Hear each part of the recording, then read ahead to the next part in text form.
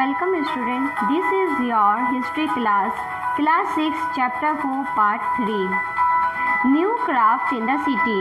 Let us look at some of the objects that were made and found in Harappan cities. Most of the things that have been found by archaeologists are made of stone, shell and metal, including copper, bronze, gold and silver. Copper and bronze were used to make tools, weapons, ornaments and vessels. Gold and silver were used to make ornaments and vessels. Perhaps the most striking find are those of beads, weights and blades. नए नगर और नए शिल्प। आओ अब कुछ ऐसी चीज़ों के बारे में अध्ययन करें जो हड़प्पा के नगरों से प्राप्त हुई हैं। पुरातत्वविदों को जो चीज़ें वहाँ मिली हैं उनमें अधिकतर पत्थर, शंख, तांबे, कांसे, सोने और चांदी जैसी धातुओं से बनाई गई थी। तांबे और कांसे से औजार, हथियार, गहने और बर्तन बनाए जाते थे। सोने और चांदी से गहने और बर्तन बनाए जाते थे। यहाँ मिली सबसे आकर्षक वस्तुओं में मनके, बाट और फलक हैं। The Harappans also made seals out of stones. These are generally rectangular. See illustration on page 35 and usually have an animal carved on them. The Harappans also made pots with beautiful black designs such as the one shown on page number 6. Harappa सभ्यता के लोग पत्थर की मोहरें बनाते थे। इन आयताकार मोहरों पर समानता जानवरों के चित्र मिलते हैं। हड़प्पा सभ्यता के लोग काले रंग से डिज़ाइन की हुई खूबसूरत लाल मिट्टी के बर्तन बनाते थे। Cotton were probably grown at Marga from about 7,000 years ago. Actual pieces of clothes were found attached to the lid of a silver vase and some copper object at Mohenjo-daro. Archaeologists have also found spindle wheels made of terracotta and faience. These were used to spin thread.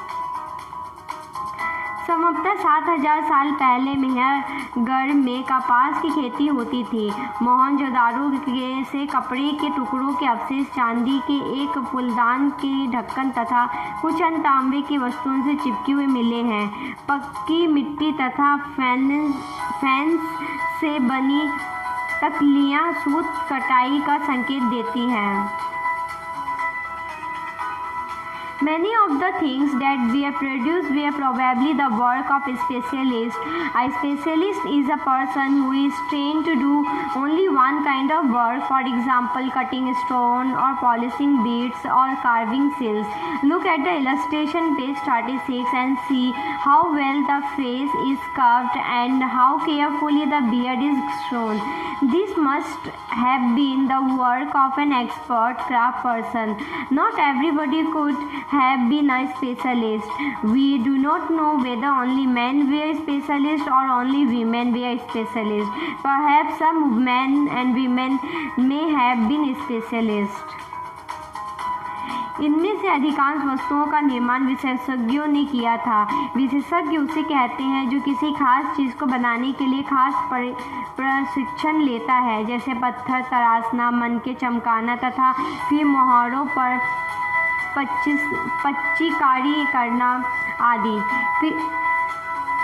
मूर्ति का चेहरा कितने आकर्षक ढंग से बनाया गया और उसकी दाढ़ी कितनी अच्छी तरह दर्शाई गई है, यह किसी विशेषज्ञ मूर्तिकार का ही काम हो सकता है।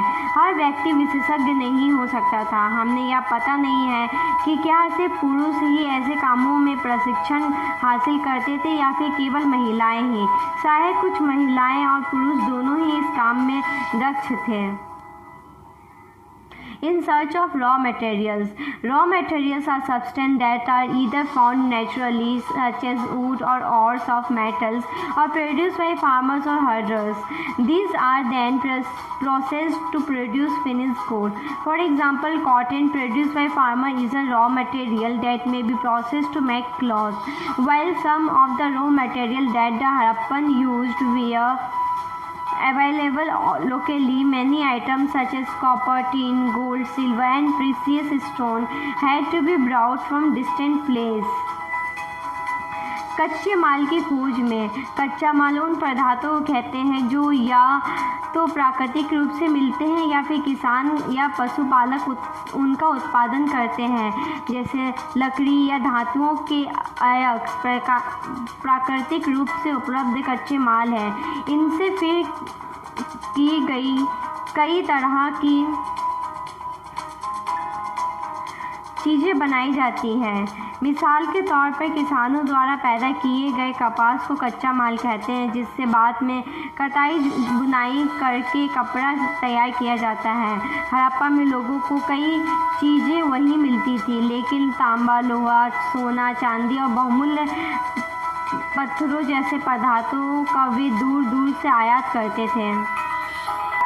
The Harappans probably got copper from present-day Rajasthan and even from Oman in West Asia. Tin, which was mixed with copper to produce bronze, may have been brought from present-day Afghanistan and Iran. Gold could have been come all the way from present-day Karnataka and precious stone from present-day Gujarat, Iran and Afghanistan. Harappa के लोग तांबे का आयात संभवतः आज के राजस्थान से करते थे। यहाँ तक कि पश्चिम एशियाई देश ओमान से भी तांबे का आयात किया जाता था। कांसा बनाने के लिए तांबे के साथ मिलाई जाने वाली धातु टीन का आयात आधुनिक ईरान और अफगानिस्तान से किया जाता था। सोने का आयात आधुनिक कर्नाटक और बहुमूल्य पत्थर का आयात गुजरात, ईरान और अफगानिस्तान से किया जाता था। Food for people in the cities. While many people lived in the cities, others living in the countryside grew crops and reared animals.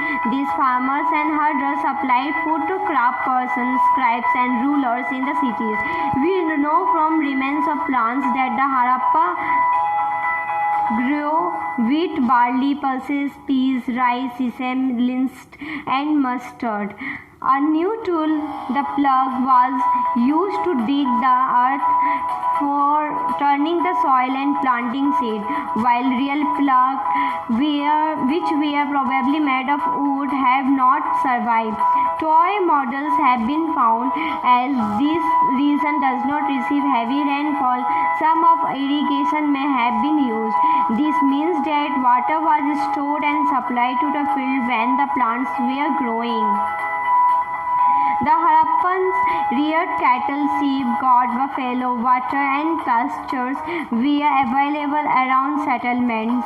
However, in the dry summer months, large herds of animals were probably taken to greater distance in search of grass and water.